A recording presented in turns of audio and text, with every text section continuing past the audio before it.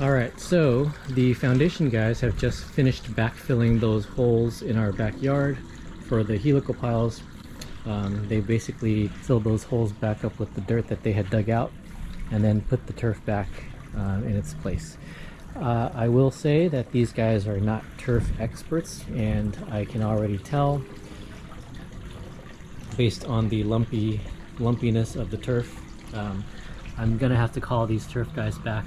I mean, I could raise a stink and basically have them come back and redo this, but underneath the turf is basically, right now in this lumpy area, I don't know if it's easy to see, but it's all just the dirt that was dug up.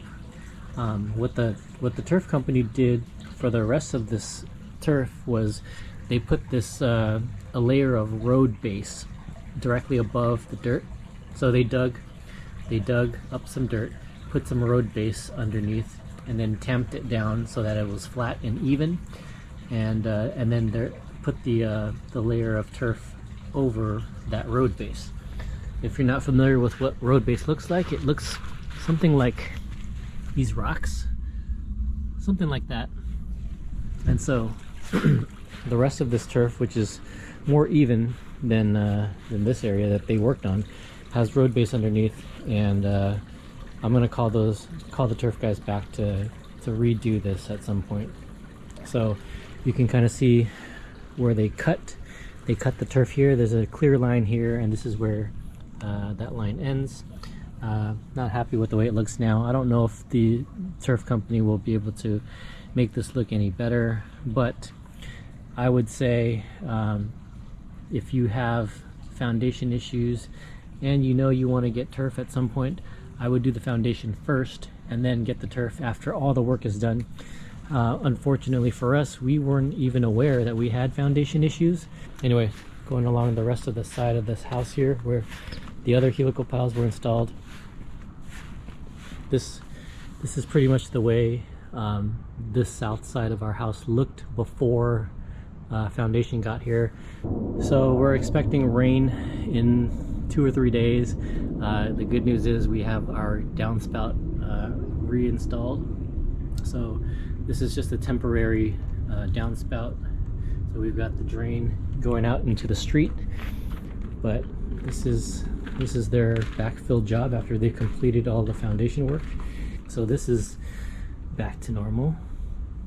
We are expecting rain over the next 4 straight days. So because this is all dirt and because we're expecting a heavy amount of rainfall, I'm going to be covering this whole dirt section with some kind of tarp so that all the water will not get absorbed into the ground, therefore causing the soil to expand and contract, and then causing the foundation to move. So this here is a temporary drain. We have a downspout here installed. Eventually this downspout will lead to a drain underneath the ground here, and then that drain will in turn follow the path along here and eventually into this drain that's located here, and then this leads out into the street.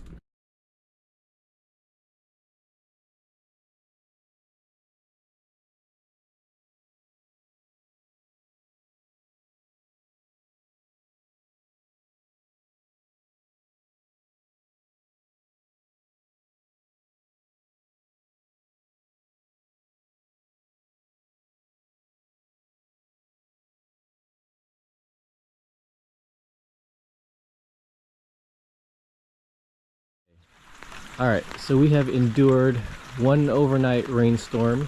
This is day 1.5 of about 4 days of constant rain. We're here in Southern California.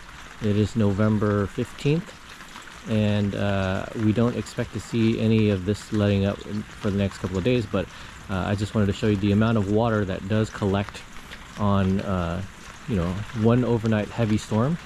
Water intrusion will wreak havoc on your home's foundation if not addressed properly. This side previously had incomplete gutters. It had almost no gutters on this side, so all of the water that was coming from the roof line would fall onto this side of the house through the dirt and then into affecting the home's foundation. We now have a complete gutter system here. So all along here, you'll see there's a downspout that goes down this wall, and eventually there will be a drain system underneath here where all this water would be channeled underground into a pipe and then out down that way towards the curb. But here's a quick look at the amount of water that can pool in just one night of heavy rain. So I'm just going to walk through this, and what I typically do is I just take a broom and I will sweep it all out towards the street. I'm not going to do that now because it's just going to continue to rain, so I'll do this after. But you can see this is where the drain pipe will eventually be, and it will head down this way through this underground pipe. There is another downspout here. So as part of the gutter system, we have two downspouts on this side of the house, one going down that way, one over here. Continuing on, I'm going to show you some other deficiencies of our home in terms of drainage. We recently had this white pergola installed. Previously it was all wood, and that wood had started to rot over the years and was decaying, so we decided to get rid of it. And the company that we hired, we wanted specifically a vinyl pergola, and vinyl because of the low maintenance. And this one here is evenly distributed at a 90-degree angle, which the previous pergola had been installed at an angle, which allowed me to put these plastic roof panels on top and be able to keep water away. Well, here is just a makeshift way for me to keep the water away from the porch. Basically, I took one of these pipes from the drainage guys. I put it on top to raise the panels. I put the panels on top, and now I'm just letting the water channel all the way down, which is keeping this porch nice and dry, which is great, but it's not a permanent solution. I'm still trying to figure out a better way to do this permanently, which I don't know if there is a way, because I would have to drill into the plastic and void my warranty, which I don't want to do.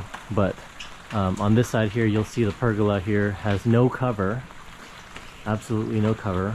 We had previously had some kind of cover on our wooden pergola, but I just wanted to give you a look at how much water can pool when there is no drainage, right? So the last time it rained here, I noticed a ton of water here. We have some stonework underneath, and all of this water pools here.